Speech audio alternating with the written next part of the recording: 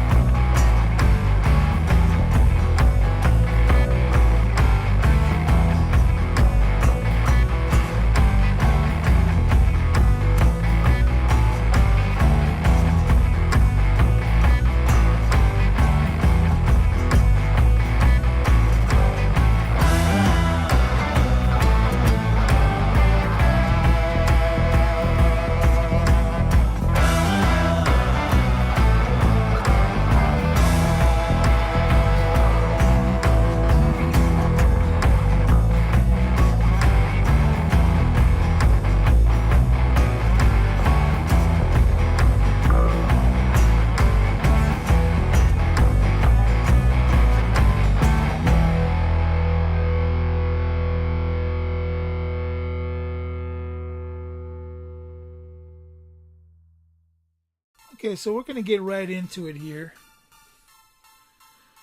In case you're wondering what Goshen is, in Genesis chapter 45,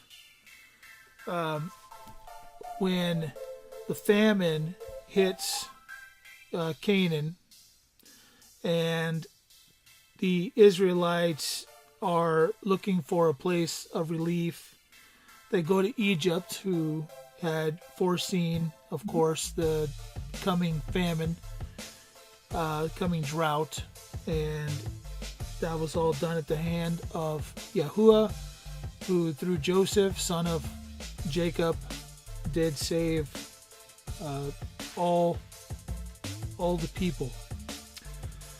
And we come to a place where all the happenings of Joseph and Jacob, they're reunited.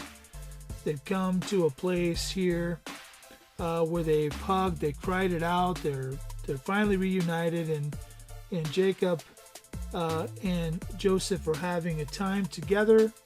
And here in verse 9 of chapter 45, it says, "Haste thee and go up to my father and say to him, Thus saith thy son Joseph, God, or Yahuwah, has made me Lord of all Egypt. come down unto me, tarry not.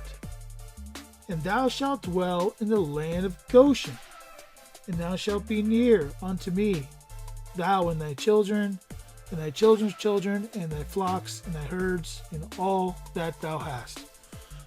So that was this great opportunity for them to come into Goshen and to create a new life for themselves in the ways of the Lord.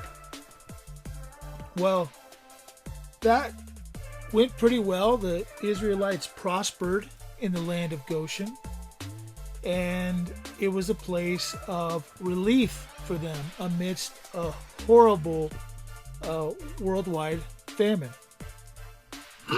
And this place of Goshen prospered under them. I mean, there's even if you go on to read, you even find out that it translated to all areas of life. It talks about the Hebrew women not being like the Egyptian women in their childbirth, that they had a different type of childbirth. It was less extreme. They were able to have their children without the great burden that the Egyptians had. So there was a benefit. They were strong people. The Lord made them a mighty nation, and He brought them into this place of safety called Goshen. Well, as time would have it, they, one by one, the patriarchs, the 12 or 13 children of Jacob, began to die off. And as they died off, their sons took over, and the people of Egypt forgot about the great things that their father, Jacob and Joseph, had done for this nation of Egypt. Which, by the way, the nation of Egypt is an extension of the Babylonian Empire. It all came from the loin of Ham. It was Ham's sons who created the Babylonian civil system, which went into the great cities of the world. That's how they consolidated their power, is through these great cities. If you want to learn more about that, I have a book you can check out called The Excellence of the Common Law by Brent Winters. You should definitely check it out. It's a great book that you can learn so much about the history of the law of the city, Babylonian civil code. And it has infiltrated the entire world. It's infiltrated the United States for sure, through the whole statutory corporate law system. And so now that you have a general idea of what Goshen was, I want to take you to the book of Jasher, which goes into some real detail as to the events that took place after the children had been living in, the children of Israel had been living in Goshen for some time. And it says this, I'm going to read verses 1 through 7, and it says, in the 93rd year, so they had been there 93 years, died Levi, the son of Jacob, in Egypt. And Levi was 137 years old when he died, and they put him in a coffin, and he was given into the hands of his children. And it came to pass that after the death of Levi, now this is significant, I need you to pay close attention to what I'm about to tell you. After the death of Levi, which was what? What line was Levi? It's the priestly line, okay? Think about it. When all Egypt saw that the sons of Jacob, the brethren of Joseph, were dead, all the Egyptians began to afflict the children of Jacob, and to embitter their lives from that day unto the day of their going forth from Egypt. And they took from their hand hands all the vineyards and fields which Joseph had given unto them, and all the elegant houses in which the people of Israel lived, and all the fat of Egypt, and Egyptians took all from the sons of Jacob in those days. Okay, so they took back Goshen. All right, they took back Goshen. Now listen carefully. And at the hand of all Egypt became more grievous in those days against the children of Israel, and the Egyptians injured the Israelites until the children of Israel were wearied of their lives on account of the Egyptians. Now we know from history and from the accounts in Genesis and Exodus that this is true. But let's continue. And it came to pass in those days, in the 102nd year of Israel's going down into Egypt, so 102 years, the Pharaoh, king of Egypt, died. And Melo, his son, reigned in his stead. And all the mighty men of Egypt and all that generation which knew Joseph and his brethren died in those days.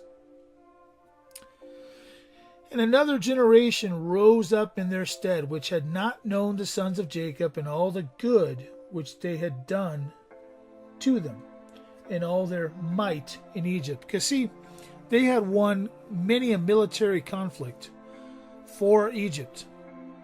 They had done lots of good. In fact, they're about to win another military conflict, and interesting things are going to happen. Verse 6, therefore all Egypt began from that day forth to embitter the lives of the sons of Jacob, and to afflict them with all manner of hard labor, because they had not known their ancestors who had delivered them in the days of the famine. Okay, so we have these foreigners living in our land, okay, that we treated well because they did well for us, and now we've forgotten the great things that they did. So now we're going to embitter them, and we're going to basically make them do hard labor until they either die or get the heck out of here. So let's look at verse.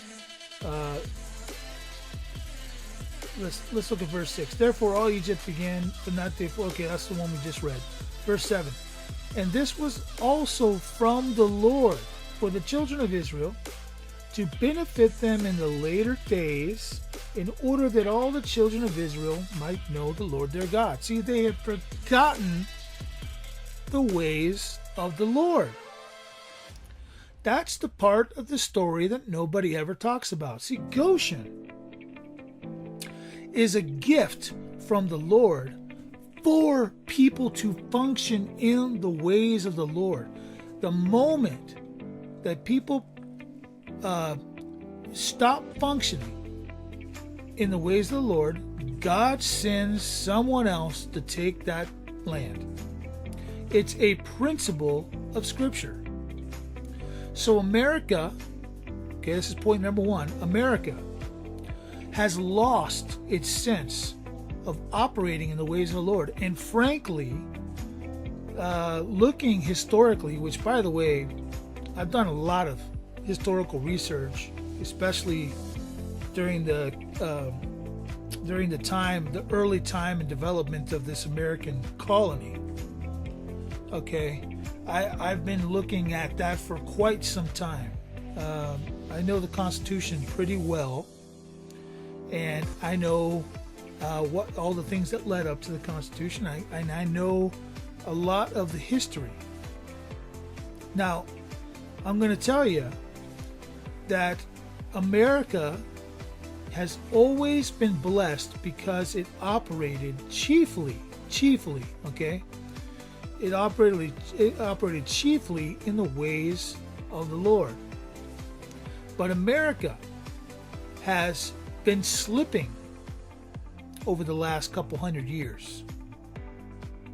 Yeah, and I did say last couple hundred years because I do believe that right around the time of the Civil War, there was a great slippage that happened where we lost our Republican form of government, and we have since not taken it back. And it's up to the people to reinstitute that. And the Republican form of government, by the way, that's guaranteed in Article 4, Section 4 of the Constitution of the United States of America is the very same ways of the Lord that we're talking about. That's another name for the ways of the Lord. A Republican form of government is what we were given because it is the most righteous form of government. There is no question about this.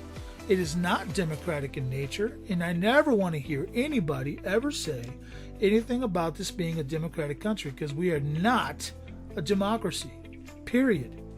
Anybody who says that we're a democratic constitutional republic is crazy. That's such an oxymoron, it's ridiculous. Okay, there's nothing democratic about this country at all. Zero, ever, never will be, never have been. Okay? What we have right now is a corporate autocracy, is what we have. We have an oligarchy, if you will, with some elitists at the top. And I want to talk about Goshen because there are some significant things that you need to understand about the principle of Goshen. Goshen is a place that is a blessing and a reward for those who operate in the ways of the Lord. Okay? That's what it's for. You just read it right here in Jasher chapter 63. But let's go over to Jasher 65. Okay? And I want you to listen to something very carefully because this is amazing. And this is something that people don't talk about. Remember who the last of the Israelite children was, Jacob's children, the last one to die was? It was Levi, right? Well, let me tell you why things fell apart after Levi died. Let's read right here in Joshua chapter 65. And it came to pass after these things that all the counselors of Pharaoh, king of Egypt, and all the elders of Egypt assembled and came before the king and bowed down to the ground, and they sat before him. And the counselors and elders of Egypt spoke unto the king, saying, Behold, the people of the children of Israel is greater and mightier than we are. And thou knowest all the evil which they did to us in the road when we returned from battle. Well,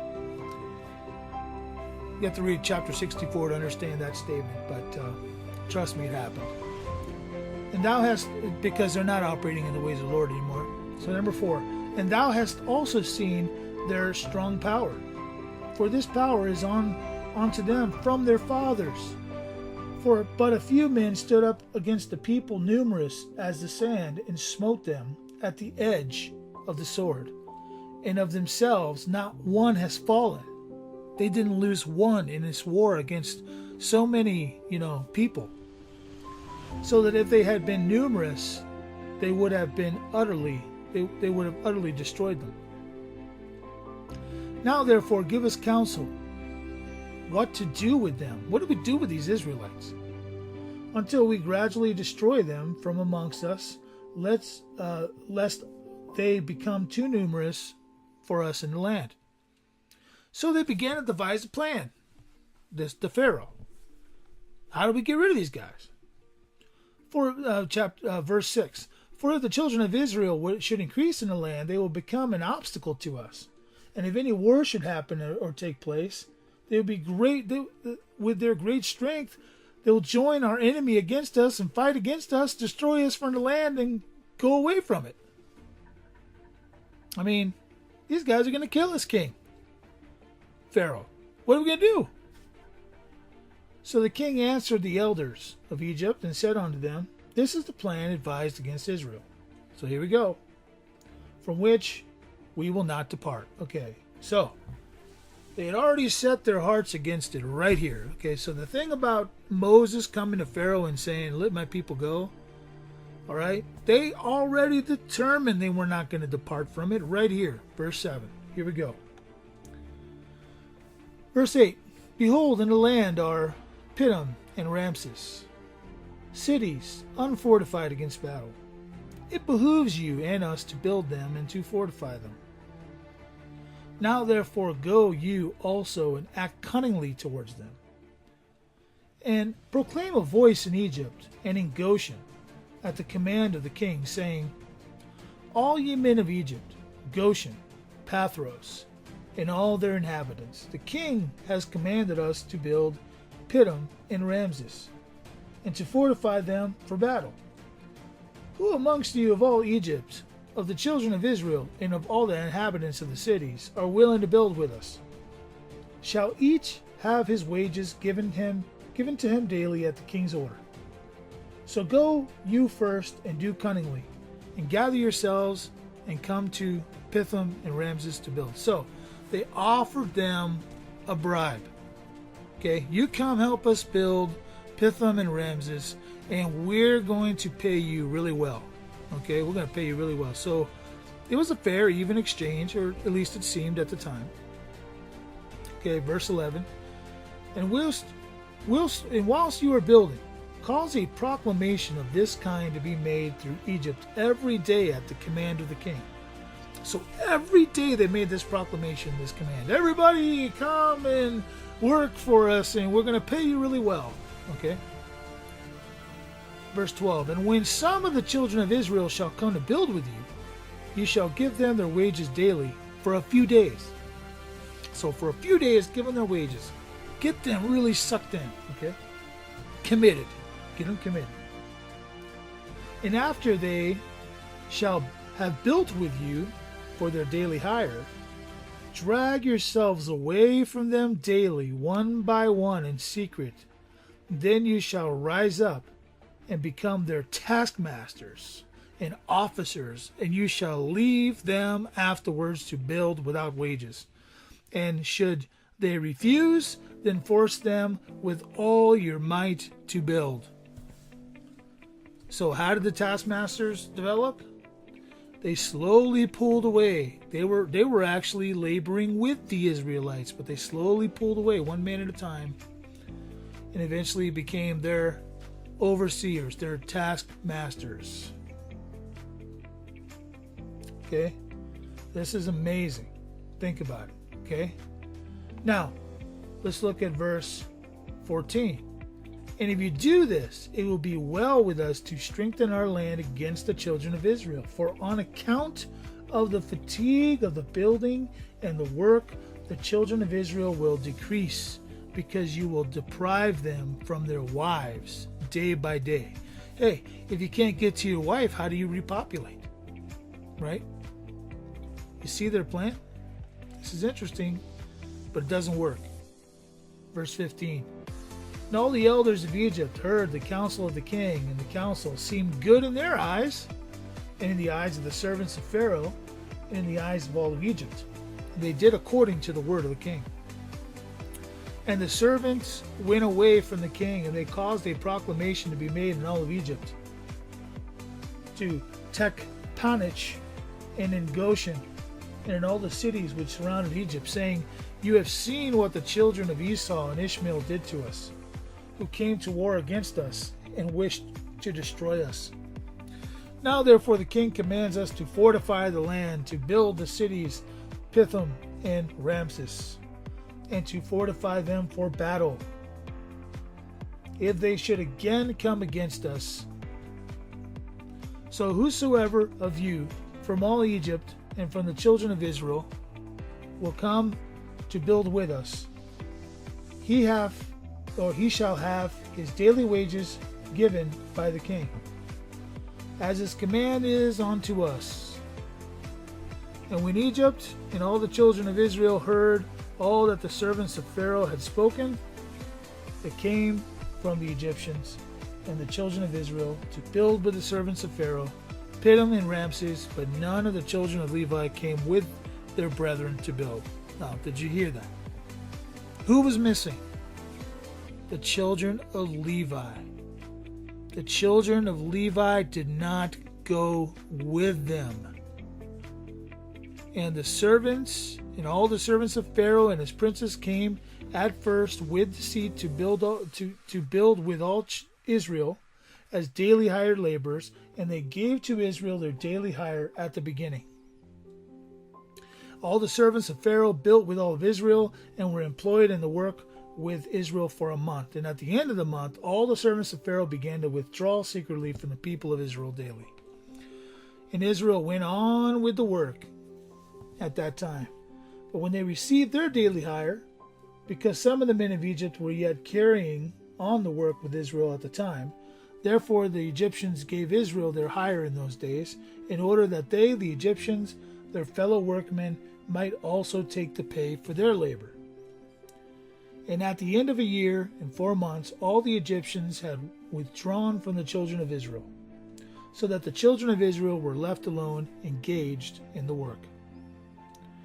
And after all the Egyptians had withdrawn from the children of Israel, they returned and became oppressors and officers over them.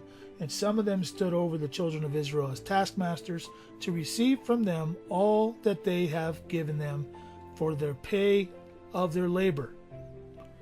So they were literally stealing, they were taxing them, everything that they made. And the Egyptians did in the manner of the children of Israel day by day, in order to afflict their work. And the children of Israel were alone, engaged in the labor, and the Egyptians refrained from giving any pay to the children of Israel from that time forward. And when some of the men of Israel refused to work on account of the wages not being given to them, then the extractors and the servants of Pharaoh oppressed them and smote them with heavy blows, and made them return by force to labor with their brethren. Thus did all the Egyptians unto the children of Israel all the days. And all the children of Israel were greatly afraid of the Egyptians in this matter. And all the children of Israel returned and worked alone without pay. Except for who? Watch this. And the children of Israel built Pithom and Ramses. And all the children of Israel did the work, making some bricks and some building. And the children of Israel built and fortified all the land of Egypt and its walls. And the children of Israel were engaged in work for many years, until the time came when the Lord remembered them and brought them out of Egypt. But the children of Levi were not employed in the work with their brethren of Israel, from the beginning until this day of their going forth from Egypt. For all the children of Levi knew that the Egyptians had spoken all these words with deceit to the Israelites. Therefore the children of Levi refrained from approaching to the work with their brethren. And the Egyptians did not direct their attention to make the children of Levi work afterward, since they had not been with their brethren at the beginning. Therefore the Egyptians left them alone. Now listen to that. The Levites did not contract into the slavery of Egypt. They did not, here's the key word, volunteer. They did not volunteer. Every tyranny begins with volunteering. Every tyranny begins with volunteering. I'm going to say that a third time because I want to get this across to every listener. Every tyranny begins with volunteering. I'll be right back to talk about this some more.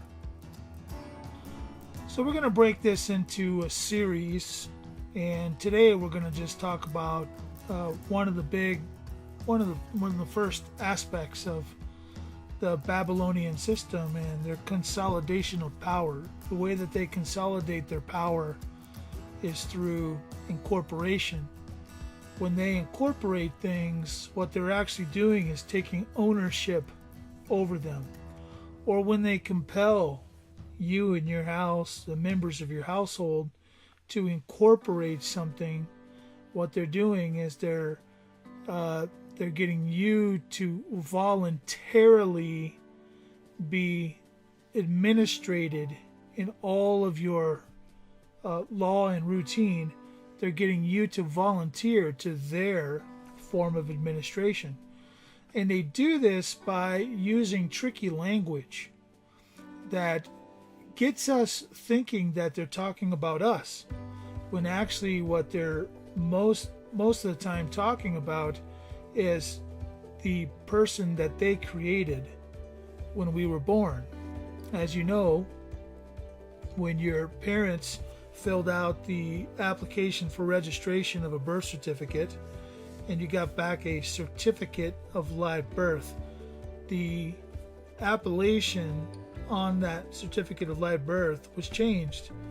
Your parents probably did not write your name in all capital letters, which is a juristic person. It's a person that is only created legally and by law under this code of the city, if you will, that Brent Winters talks about in his book, The Excellence of the Common Law. It's the Babylonian system that created this empowerment system where the king and his will is what is at the center of all things. Well, in our system, there are those who sit high atop this Babylonian presumptivism system that I keep talking about here at the Hidalgo show. And these people, they are really special. They're tricky. And they utilize language to compel us to do things. And they even have servants that they pay who enforce their laws and try to drag us into situations where we'll comply with their law. And if you aren't wise as a serpent and harmless like a dove, you'll never be able to traverse this system and escape this Babylonian presumptivism. So the first thing we need to realize is that their first trick and most obvious trick is the trick of incorporation. We should never incorporate anything that we do. Okay? In fact, we have to find a way to remove ourselves from the need of a bank. We need to do things locally. Governance needs to be local. If you examine the ways of the Lord, you have to go back to the Mosaic laws, the laws of Moses. If you look at the way that God organized the nation of Israel, you will begin to see what in fact was the intent of the Constitution of the United States of America.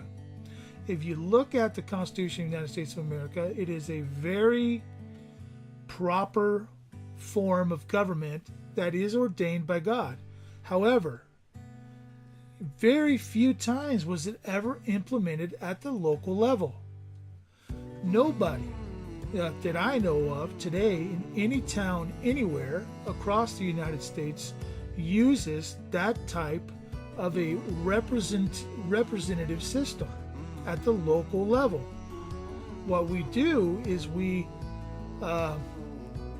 subjugate ourselves to federal and state laws, which, by the way, the states are nations of their own. They're autonomous nations who just happen to come into agreement with the other states to create the bigger United States of America. So they're all autonomous governments, okay? And these governments have transformed themselves away from the common law, away from the ways of the Lord. I'm going to put it very simply.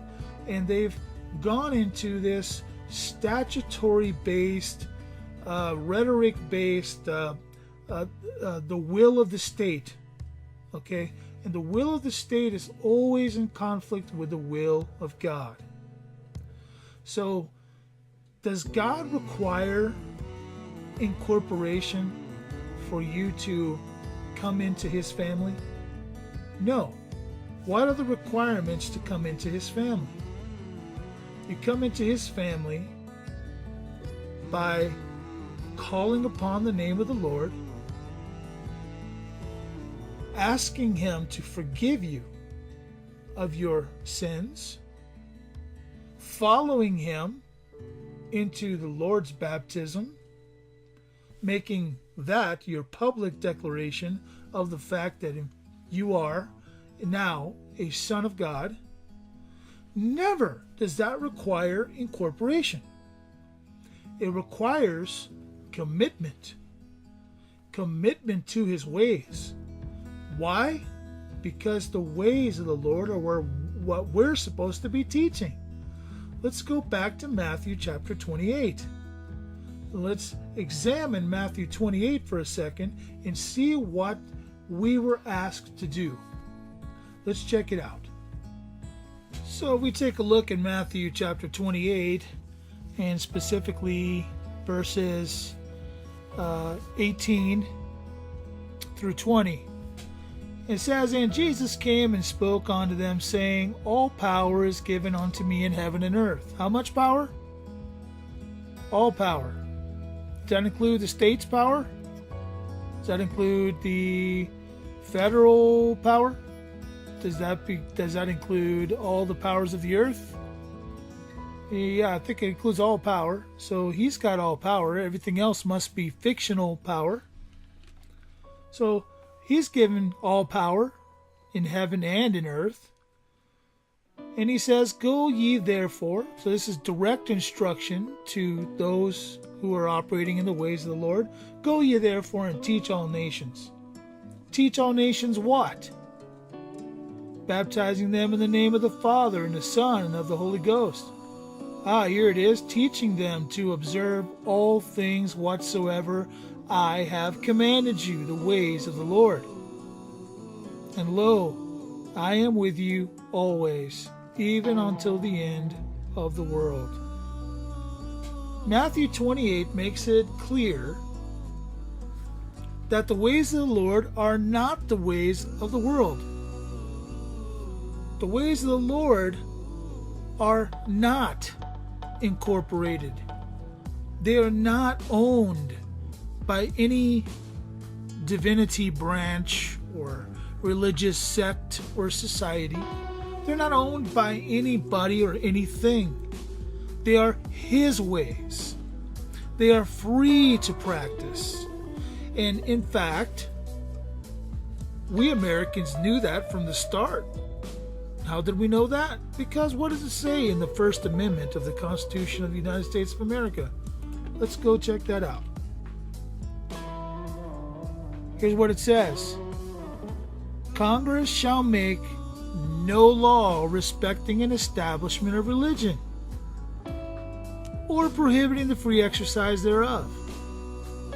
Now, it's also, by the way, this is all predicated upon establishment of religion, or abridging the freedom of speech, or of the press, or of the right of the people peaceably to assemble and to petition the government for a redress of grievances. So it all generates out of the ways of the Lord. Freedom generates out of the ways of the Lord. Now that sounds awful familiar.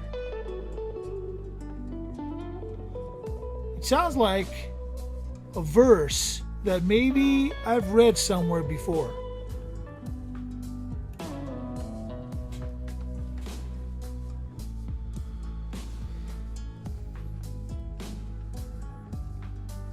And here it is. Verse 17 of 2 Corinthians chapter 3. And it says this, "Now the Lord is that Spirit, and where the Spirit of the Lord is, there is liberty." Where you find the ways of the Lord, you find the Spirit of the Lord. And where the Spirit of the Lord exists, there is liberty. I want you to pay some attention to the verses that precede. Let's look at verse 15.